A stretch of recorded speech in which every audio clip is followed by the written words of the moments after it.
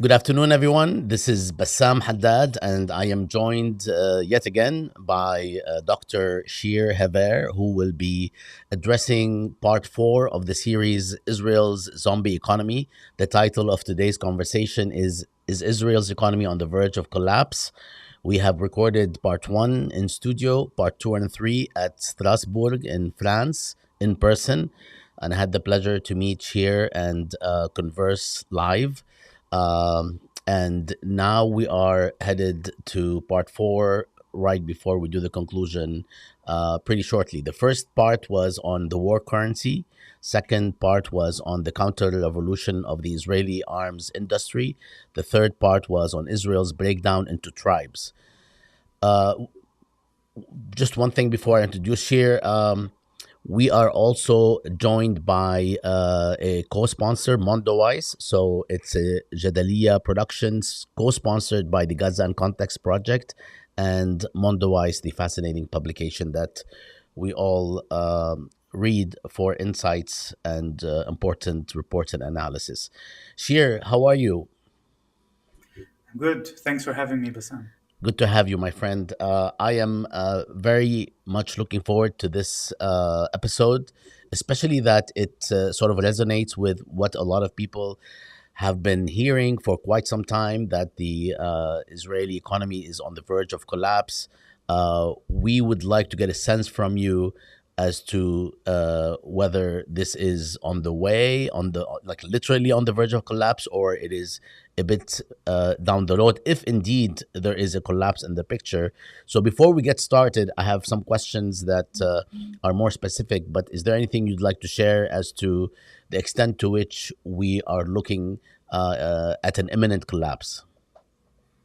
I think that all of us are exposed to a lot of news, mainly propaganda from Israeli media channels, trying to paint a different picture, to tell us that the Israeli economy is on the verge of recovery and that everything is going to be fine for Israel. But I urge us to pay close attention to how exactly they are making the case for it and what arguments they make.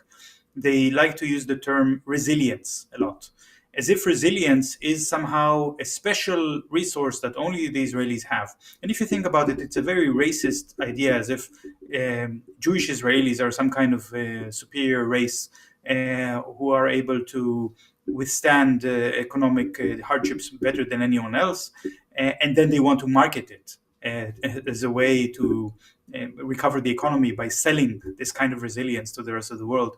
But once we put our feet firmly on the ground of reality, we see a completely different picture. All right, I'm going to move on to a few questions, starting with the Israeli budget.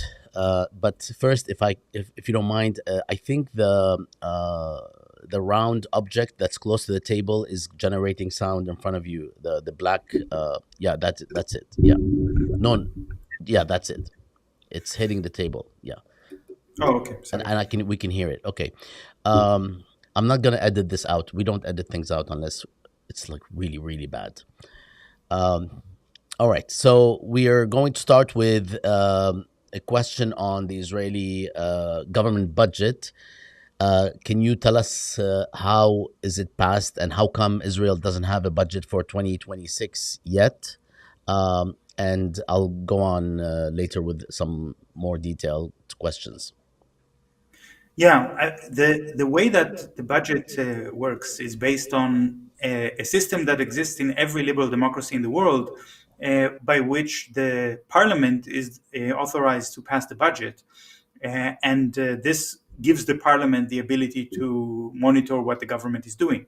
But Israel is not a liberal democracy. Israel is not a democracy at all.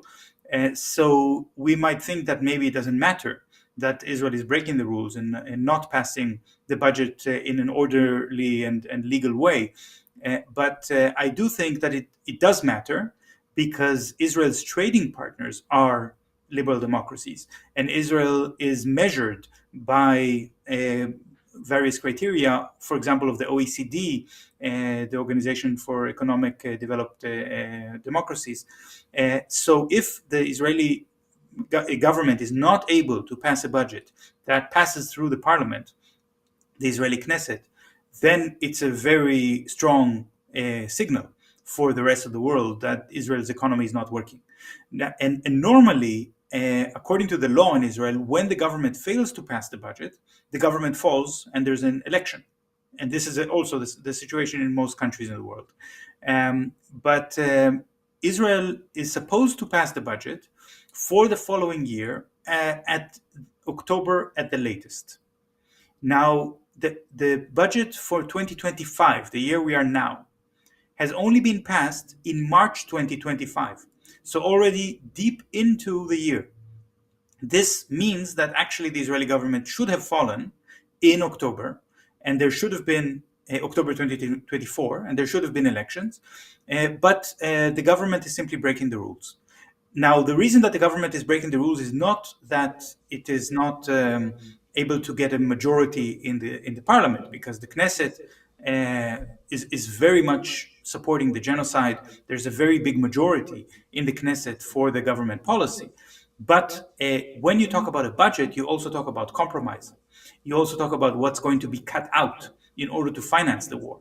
And this is the sensitive part, because of course every member of the Israeli Knesset, or not every, but the vast majority of them, they want the Israeli military to continue to pound Gaza and to kill more civilians in Gaza, and also to annex more land and in the West Bank and so on. They support it.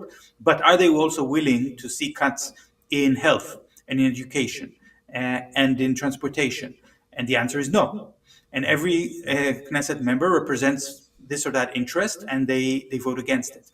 So in fact, the budget that Israel has now for the year 2025 was actually cobbled together in March, just after 3 months of ceasefire. This was the ceasefire of early 2025.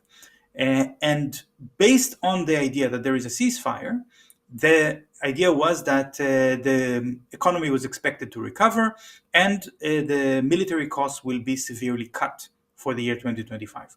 And this was how the government managed to get the Knesset to approve it. And they did approve it, although they did call for wide cuts for the year 2026, right? They're postponing the crisis. And so the budget says, okay, 2025 will increase the debt, we'll spend more than we have, and we'll cut the military spending because there's a ceasefire, and things will slowly, gradually, at some point in the future, start to go back to normal. But once the government sent the draft of the budget to the Knesset to discuss it, it immediately broke the ceasefire. And so the Knesset was discussing a budget that is completely detached from reality. And the ceasefire was broken by Israel in March 18th this year. And immediately afterwards, the Ministry of Defense started to spend money without any kind of controls and without any restrictions. So the budget is actually completely detached from reality. And at the end of the year, or actually I should say next year, early next year, the Ministry of Finance has to publish a report that will compare what was the actual approved budget with what money was actually spent.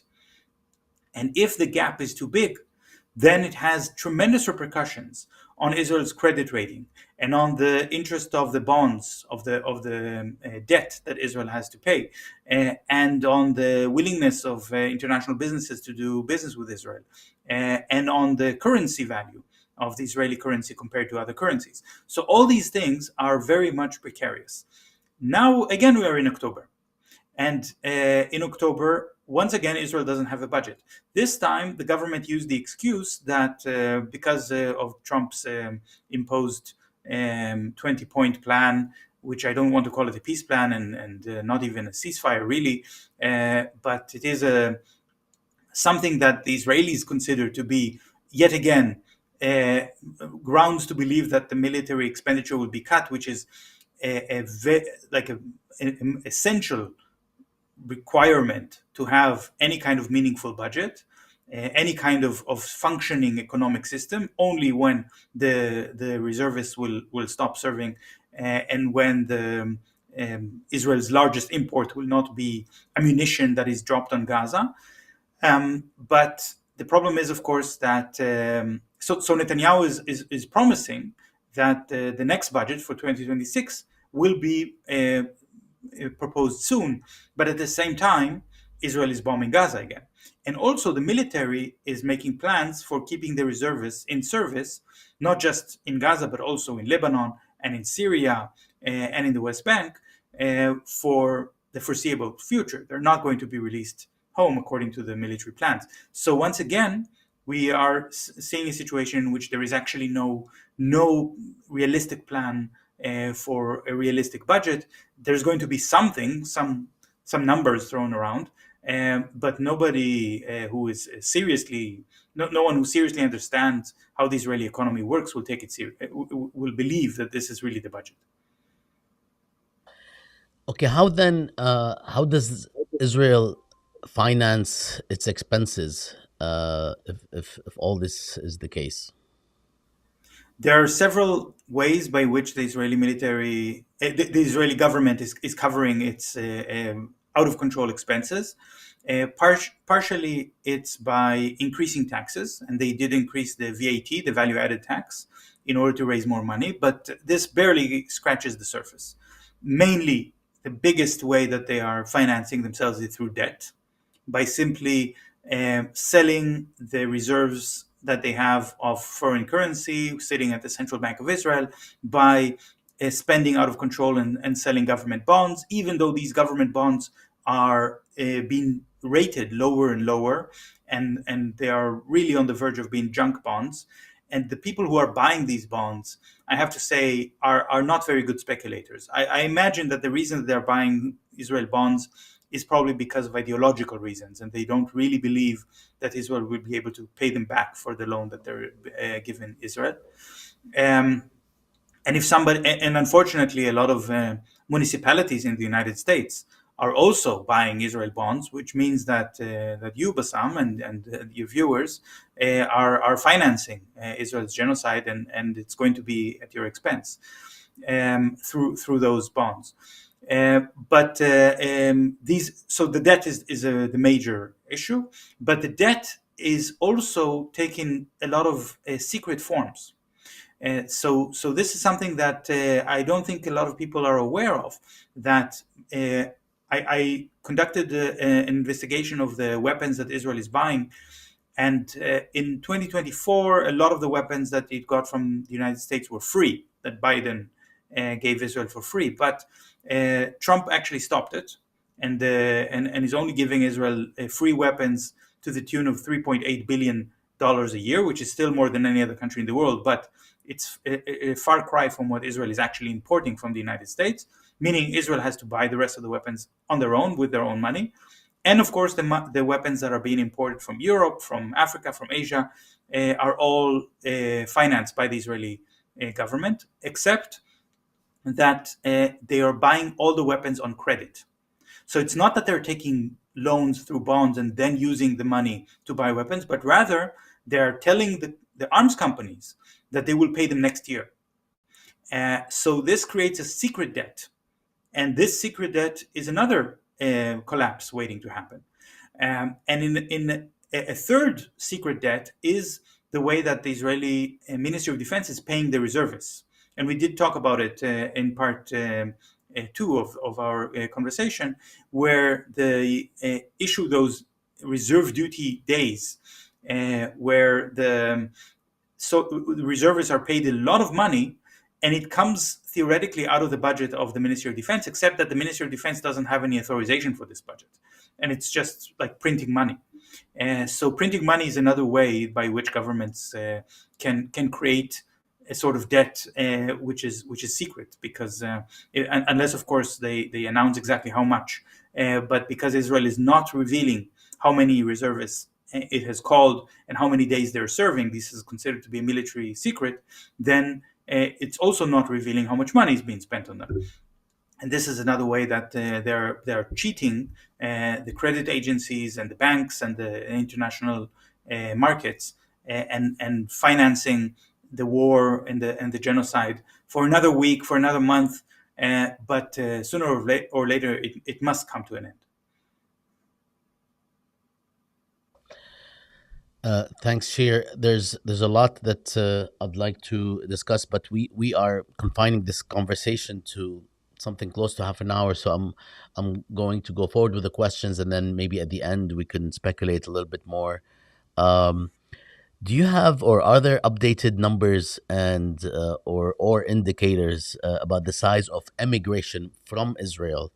And if you can say something about who exactly are the people, not exactly, but who are generally actually the people who are emigrating.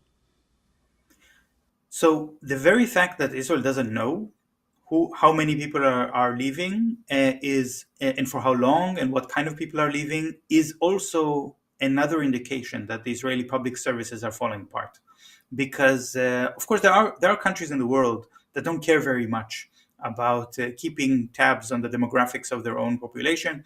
You know, in Canada, if you leave the country, they don't stamp your passport, so they don't have any record of how many people left.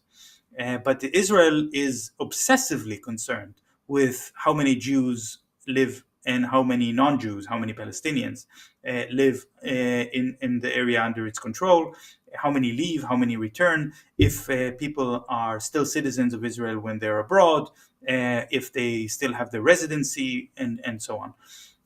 So it creates a very complex um, piece of data, and the Israeli Central Bureau of Statistics is completely failing to simply collect the data.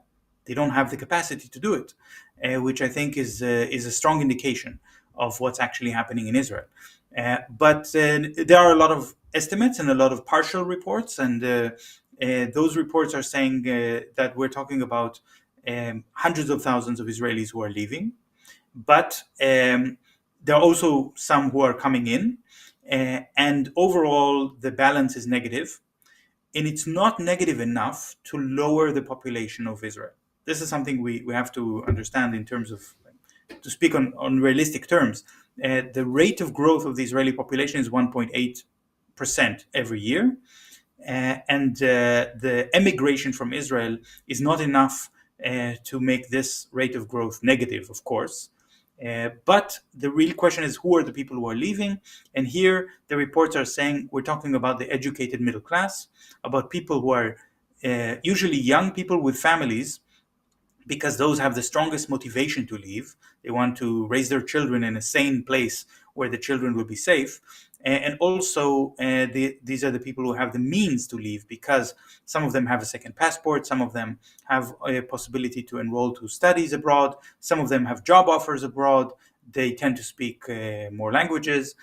So the educated middle class, people, professionals with jobs that are in short demand in other countries, those are the ones who are leaving. And of course, this exacerbates the crisis inside Israel, because there is a shortage of doctors, a shortage of engineers, a shortage of programmers.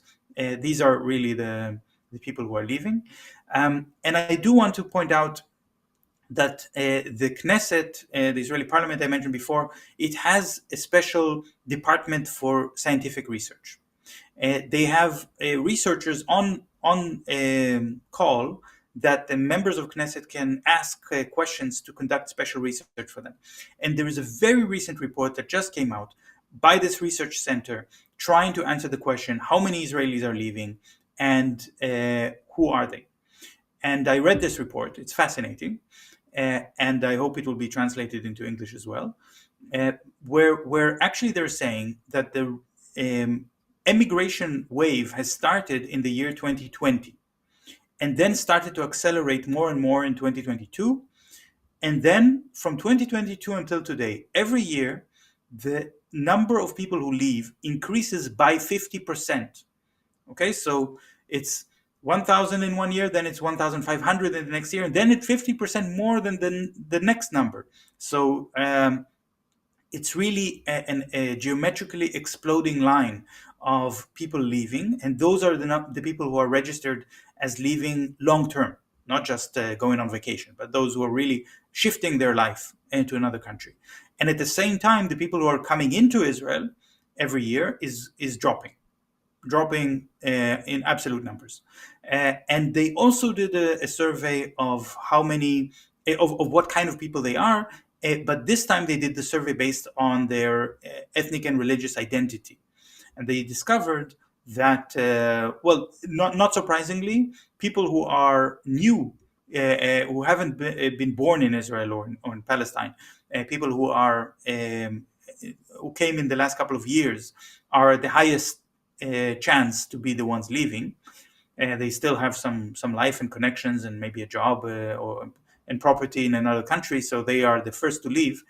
But then, if we talk about those who really were born in Palestine and then leave, then it's almost entirely Jews, and very, very few Palestinians with Israeli citizenship are leaving. And I think this speaks not so much to the issue of class and education. It speaks a lot to the issue of politics and ideology, and the idea of sumud, of Palestinians who are not leaving even though there is a serious crisis. But there are a lot of Jews who have lost hope for the future of a Zionist state, and they're leaving because they are disillusioned with this project.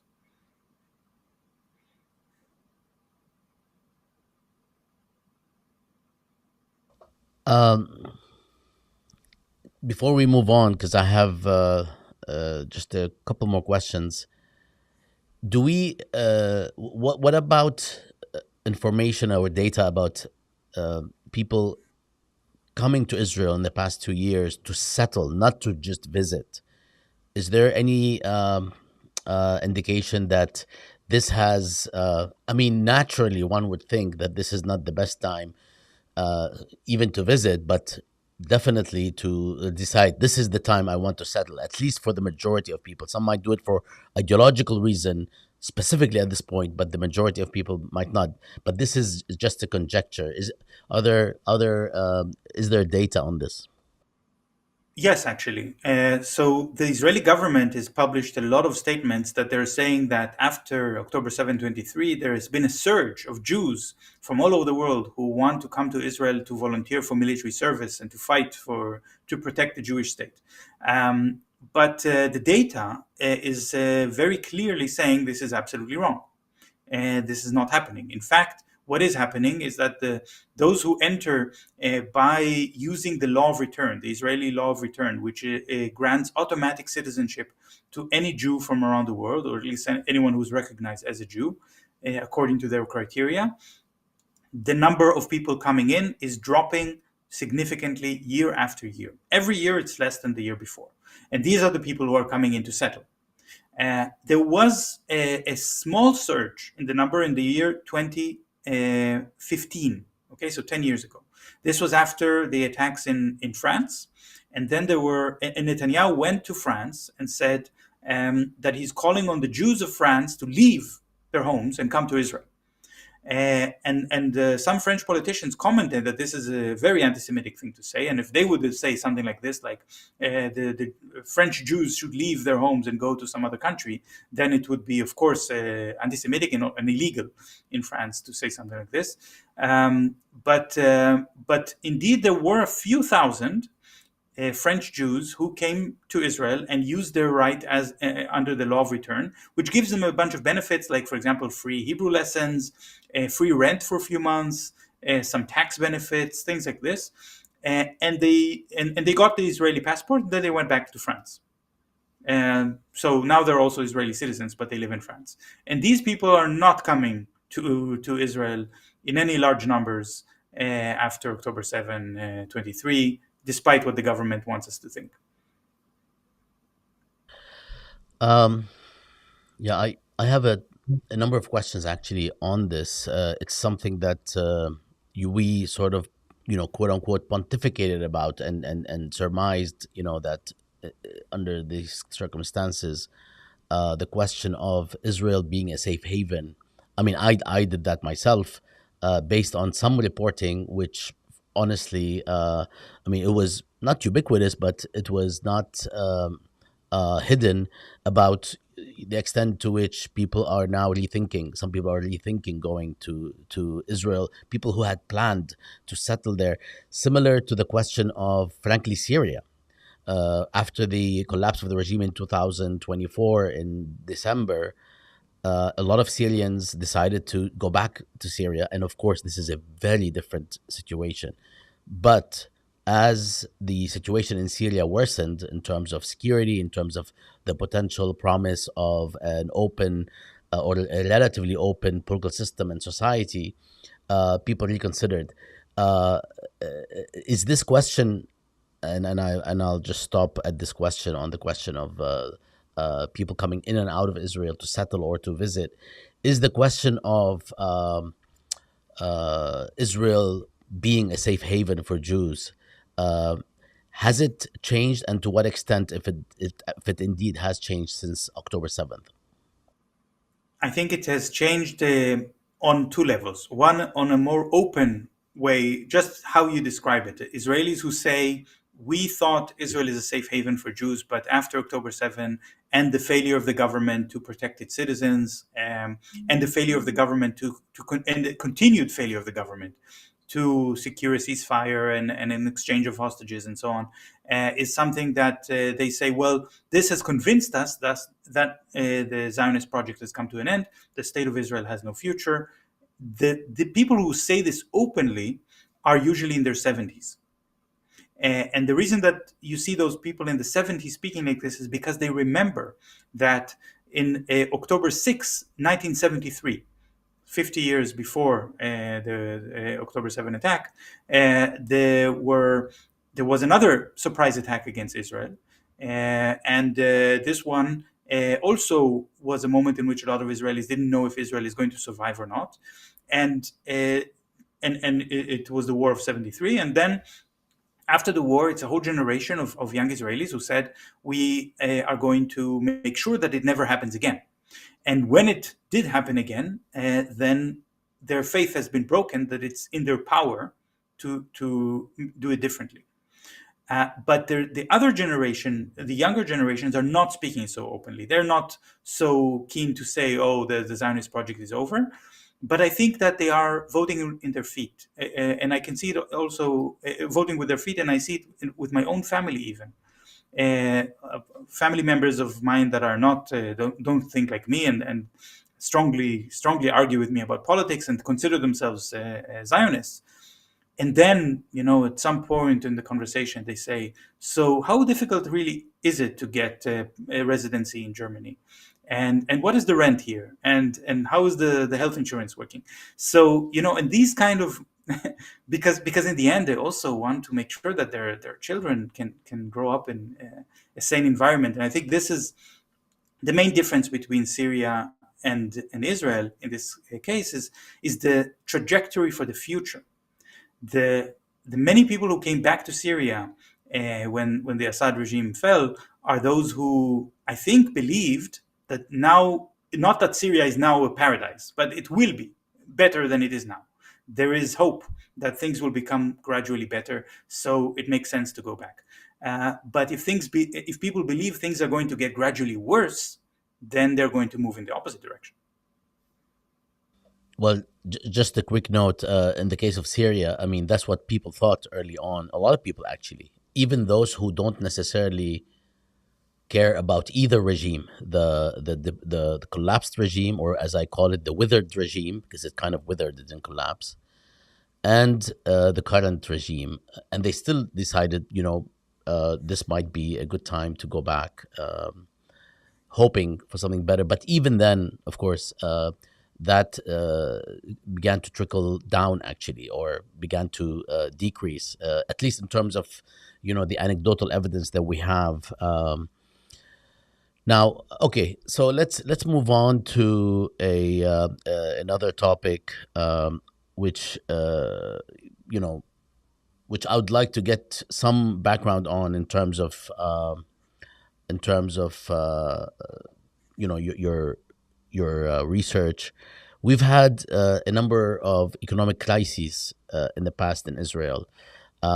One in the mid '60s, one in '82, I'm assuming that the one in 82 may or may not have had something to do with the invasion of Lebanon, and it could very well not be the main reason or the only reason. And then one in 2002, which coincides with the second Intifada. And how do we compare these crises? And if there may be more, I mean, feel free to correct me. There may be more, but how do these compare to this crisis, and how, and if they're different, how are they different in terms of severity and causes? All of these crises that you mentioned were very severe and impacted the standard of living of Israelis. But I think we need to look at the big picture here. The crisis that Israel is undergoing now, in terms of how it affects the standard of living of Israelis, many Israelis would say, well, it's not as bad as it was before. But the difference is that Israeli society has changed and the Israeli economy has changed.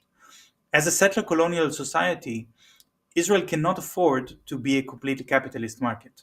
And actually, all the settler colonies, even though today the settler colonies that have stabilized, like North America and Australia, are capitalist neoliberal economies, but they didn't start out this way.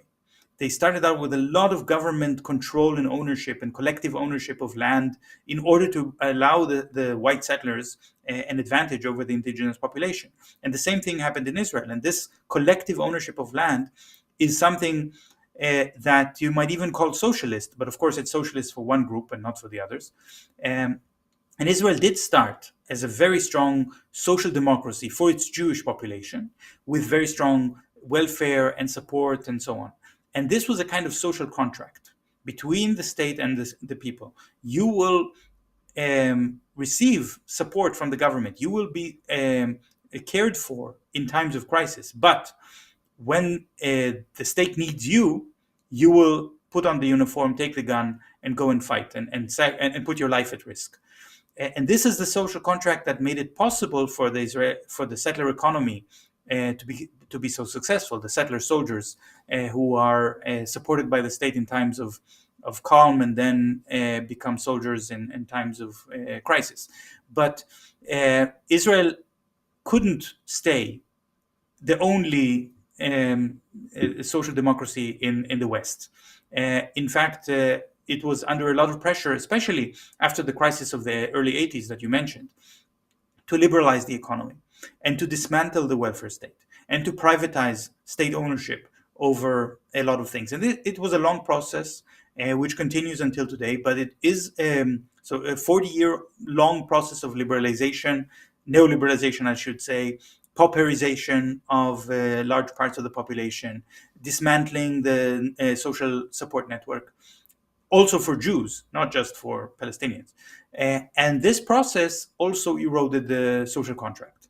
So if in the years of, in the previous crisis, when there was this economic suffering, but there was also military crisis, like you mentioned, the Second Intifada, the war, the invasion of Lebanon, still people showed up for military service and were willing to sacrifice. And they also used this kind of language where they said, yeah, we are suffering but economically, but it isn't the name of the nation. It's for the collective Jewish Zionist interest that we suffer now, and later it will be better. But if the social contract is broken, and if you have a lot of Israelis who say, why should I sacrifice for the state that has done nothing for me? Then the crisis becomes much more, it cuts much deeper into the social fabric. And you know, one of the city that was hit the hardest on October 7 was Sderot, which is a city only 4 kilometers from Gaza. And it's a city where the majority of the people live under the poverty line. And I lived in this city for a year. And when just before I was supposed to join the military, and the young kids that I worked with there, like the teenagers, who told me, we have no intention of becoming soldiers for Israel, because the state of Israel has condemned us to poverty, so why should we sacrifice our lives for the state of Israel? And they helped me. I'm grateful to them. They really helped me make the decision not to serve in the military myself. So I think this is the part of the Israeli society that shows how, and there are many parts like this that show how the social fabric of Israeli Jewish society is eroded. And so the crisis that we're seeing now is convincing people that no, that there is no reason that they will sacrifice their own well-being and the well-being of their family and their children in the name of supporting the Zionist interest. It's actually a much more rational choice to pack their bags and leave. Thanks, Shir. Can I ask you just a specific question before moving on? What do you mean by when we talk about economic collapse? Like, what does that mean? A lot of people who are looking at this situation in Israel, or frankly at anything similar, if you can just tell us from a political economy perspective, what first, and then how it applies to Israel. What is economic collapse, and how can one identify economic collapse as opposed to a serious recession or regression? Yeah, crisis is the threat of collapse. It's not the actual collapse. An actual collapse can be a biological thing. Like, for example, if a society doesn't have enough drinking water, enough food, and the society, the economy is falling apart because of this. And of course, this is not the case that we're talking about. We're talking about a collapse, an economic collapse in the sense of the capitalist economic system. Capitalism is built on the idea of constant growth. Now, if you think there is a certain recession, which will last maybe a year or a little bit more, uh, but later things will pick up again, then people are willing to keep the institutions in place, even though there is no growth at this moment, because they believe the growth will come in later. But if people believe that there is no growth around the corner, to quote the famous statement by President Hoover, who said, "Recovery is around the corner." Yeah, and Netanyahu has said exactly the same thing when he said, "We are a pace away from total victory in Gaza." And of course, a victory that has never come and will never come. But when people don't believe it anymore, then we are talking not about a crisis but about a collapse, because no one will buy a house if they think that the value of the house is going to drop because the housing prices are in a long-term decline. No one will want to start a family if they think that their children will have a bad life in this country. No one, the number of students that are enrolling to Israeli universities is actually not catching up to the growth of the population. So every year, normally the number of students enrolling to the first years at university is increasing by at least 1.8%, which is the growth of the population altogether. But now it's less. So the Israeli population, so people don't believe that there's any point in getting higher education, or maybe they don't have the means to get it. So they're not building for the future. They're not investing in their own education. This is really the beginning of collapse, when people really don't see how they are going to have a future.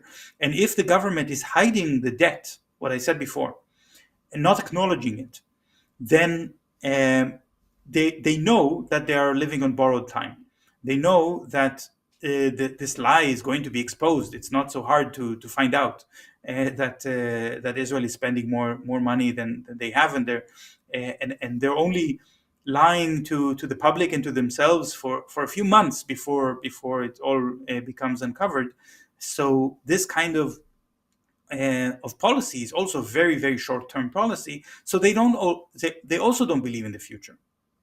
Once in a while, you can really see the Israeli officials at the Ministry of Finance who are crying out and saying that this is a recipe for disaster.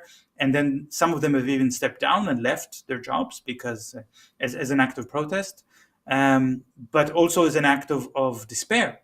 Because the Minister of Finance in Israel is Bezalel Smotrich, the far right settler who called himself a fascist and a homophobe.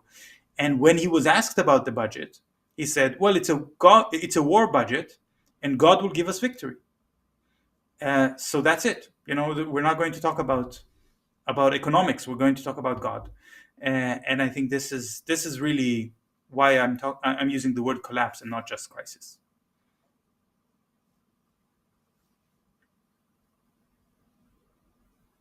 Okay.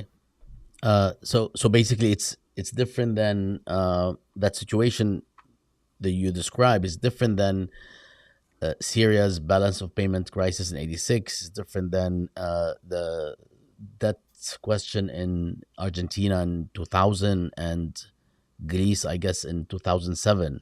Uh, and these are at least what comes to mind in terms of comparative examples that I and some people are aware of, many people maybe. Um, I want to ask you a question about what you just said earlier. I mean, I wanted to ask you about this, but you said it. You said something about Smotrich and God, which, in my view, I mean, which might be viewed as just ideology, right? You can say God all you want. How does ideology or a way of thinking, call it what you will, whether it's Zionism or something else, how does it mitigate those crises? And does it do that in a way that is a form of a show of force, or does it do that at its own peril? In other words, if you keep saying that, is it a function of how you're going to be able to handle things regardless? Or is it potentially an assertion that is spiraling down into the abyss in a really horrible manner? Or is it a part of both? I mean, how do we see ideology play a role here? Not just for people like Smotrich who are saying that, but a broader political class or even the majority of Israelis. Smotrich represents a very small fragment of the Israeli population. This kind of religion that he has is a mix between nationalism, Zionism, and Judaism, which is actually almost non existent outside of Israel. And within Israel, it represents about 7% of the population, of the Jewish population. So it's a minority faction because it's very messianic and very cult-like in its ideology, and also really built on an idea on the value of self-sacrifice and the value of revenge. One of the fathers of the Israeli hostages that were taken on October 7, one of them belongs to this branch of religion. And he gave an interview after October 7 and said that he doesn't expect the government to try to release his son because he sees it as the sacrifice that Israel must do in order to liberate the land of Gaza and conquer it. So he wants his son to die. This, and the thing is that this interview was then broadcast on Israeli television, and the responses in Israeli society were disgust and horror and fear. I think it contributed to the feeling of despair that the vast majority of Israelis feel because they don't share this idea that you should sacrifice your own child. And so really, this is an ideology, yes, but it's an ideology that doesn't really unify the Israeli public. Of course, most Israelis, most Jewish Israelis, they do have ideology that supports Zionism, that supports also, I would say that those Jewish Israelis that call themselves secular are not really as secular as they pretend to be. The famous joke that the Zionists don't believe in God, but they believe that God gave them the land of Israel. And this is but the idea is that they want a settler colonial state in which they are the master race, in which they have privilege and comfort and wealth. And this is not what Smotrich is talking about. Smotrich is talking about spilling our blood for the glory of God in the holy war. And this is something that might work in a fascist state, but it doesn't work in a deeply unequal and fragmented society as the Israeli society, as a colonial society is. And just a very quick comment. So, in times of war, do these groups or individuals like Smotrich, who are fringe statistically to an extent, in times of war, does does this get fused with a broader section of the population? Is this what we're witnessing, at least according to the polls, in terms of supporting what these very same individuals are leading? And if that's the case, does this mean right after things settle down? Because what people don't sometimes don't realize, sometimes, right? I don't want to, make a too broad a statement. Is that even if the genocide ends in quotation marks, it's not like the genocide or the dehumanization and dispossession and ethnic cleansing started on October 7th, right? And it's not going to end when the genocide ends, also in quotation marks. There's a period before October 7th, and there will be a period after the, I call it the subsiding of the genocide, that where things are going to go back to normal. And the normal is a horrific state of being, which is one of my main critiques of everyone that is now, so many people, not everyone, who are critical of the genocide, as though all we need is a return to no genocide, which is actually a horrific, repulsive type of um, life for Palestinians under military occupation, which guarantees apartheid and ethnic cleansing, and as we are seeing in the West Bank, the gradual takeover of more and more land and splitting cities and towns as a result of the roads and so on. So is this the case that during war we're seeing more congruence, and then we're likely to see a bit more, maybe a lot more conflict? And that's the last question. Actually, I think this question, which is so nuanced and important and layered, is the groundwork for our next conversation about the delusional state of the Israeli society. All right, Because let's. I yeah, won't let you struggle with trying to not to answer, so we'll leave it to then, which would be our last episode. And if I am permitted to lie to our audience and say, yes, it's 5 episodes, but we we might add another. I don't know. We'll see if you're open to it. But yes, I would like to discuss this. And but at this point, this conversation about the collapse, I think, is has been very insightful, and I felt that I learned more about the conditions that would spell collapse, or portend collapse, as opposed to just thinking about it as a generic, potential imminent, uh, happening, or eventuality.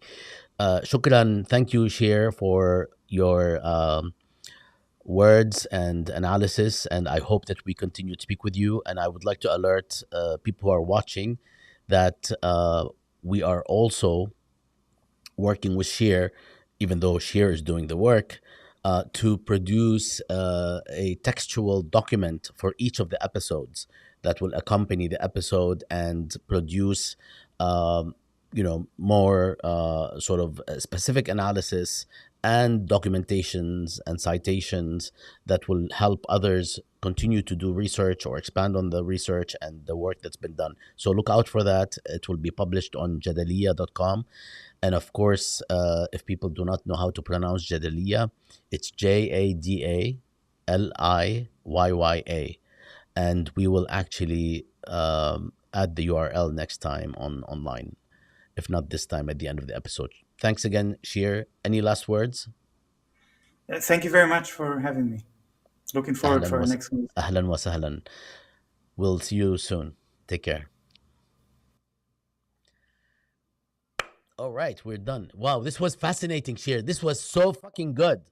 Um, yeah, But very long. We went way past I know. our I know. I but we didn't. I mean, I only asked a couple of side questions.